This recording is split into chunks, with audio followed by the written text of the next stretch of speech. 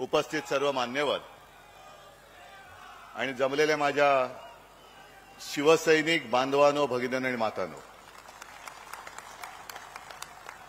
अनेक वर्षांनंतर स्थानीय लोकाधिकार समितीचं शिबिर आज होतंय.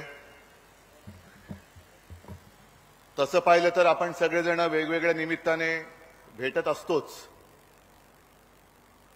पण अनिल, मला वाटतं मी आता काय झाले, इथे येण्यापूर्वीच घरी कोणाशी बोलत होतो की काही काही शिवसैनिक असे आहेत की जे आपल्यापेक्षा वयाने मोठे कधी लक्षातच येत नाहीत. तसंच अनिलच्या बाबतीत आहे. अनिलला मी भेटलो तेव्हापासून अरे तुरे करतो आणि मग एक दिवस लक्षात आलं की अनिल माझ्यापेक्षा मोठा आहे. तरी सुद्धा अरे तुरेमध्ये जो काही जिव्हाळा आहे तो जिव्हाळा वेगळा आहे. अनिल, तू ही सूत्र हाती घेतल्यानंतर पहिलं शिबिर आहे.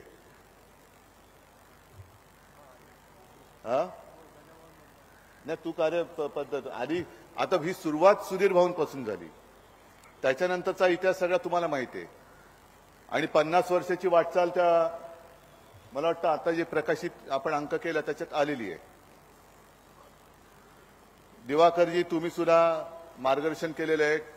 केतकर साहेब, तुम्हाला खास धन्यवाद देतो. आणि एक गोष्ट लक्षात आली असेल की शिवसेनेवरती जो नेहमी एक आरोप केला जातो की शिवसेनेमध्ये हुकुमशाही आहे, शिवसेनेमध्ये लोकशाही नाही आहे, तसं पाहिलं तर केतकर साहेब हे आपल्या विचाराचे आत्ता जरी असले तरी सुरुवातीपासून टीकाकार मी म्हणत नाही, कारण टीकाकार म्हटल्यानंतर माझे आजोबा जे सांगायचे की टीका करताना सुद्धा ती अशी असली पाहिजे की ज्याच्यावरती टीका करतोय त्याला नेमकं कळलं पाहिजे की माझं काय चुकतंय. नुसतं ओरबाडणं ह्याला टीका नाही म्हणत. आता सध्या जे काही चालू आहे ते ओरबाडणं सुरू आहे. आणि मग स्थानिक लोकाधिकार समितीची स्थापना का झाली, कशी झाली, का करावी लागली, हे मी पुन्हा त्याचं काही सांगत नाही.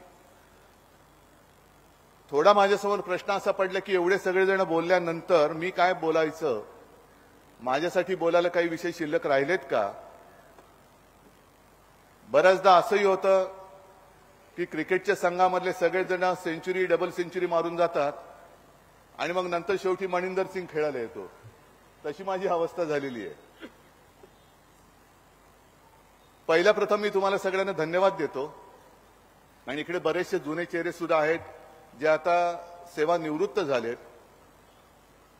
कदाचित त्यांना शिवसेनेमुळे नोकरी मिळाली असेल, नसेल, पण त्या तरुण वयापासून त्यांनी हातात धरलेला हा भगवा झेंडा सेवानिवृत्तीनंतर सुद्धा सोडला नाही.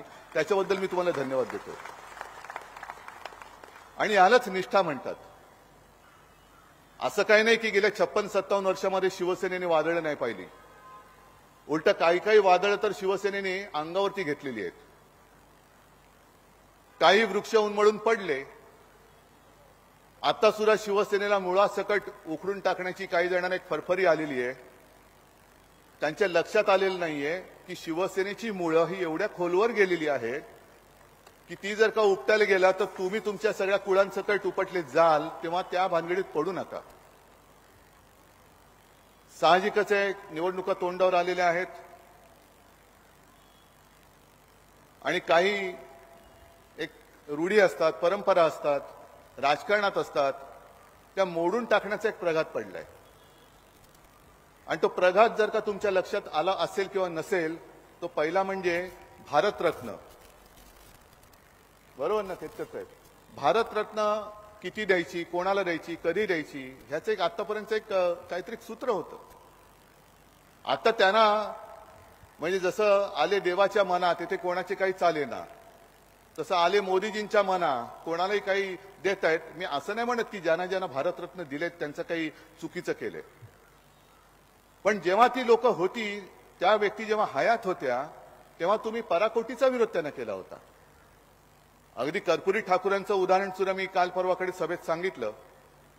साधारणतः 78-79 साली कर्पुरी ठाकूरांचं मंत्रिमंडळ हे बिहारमध्ये होतं आणि त्या काळामध्ये मंडल आयोग नव्हता.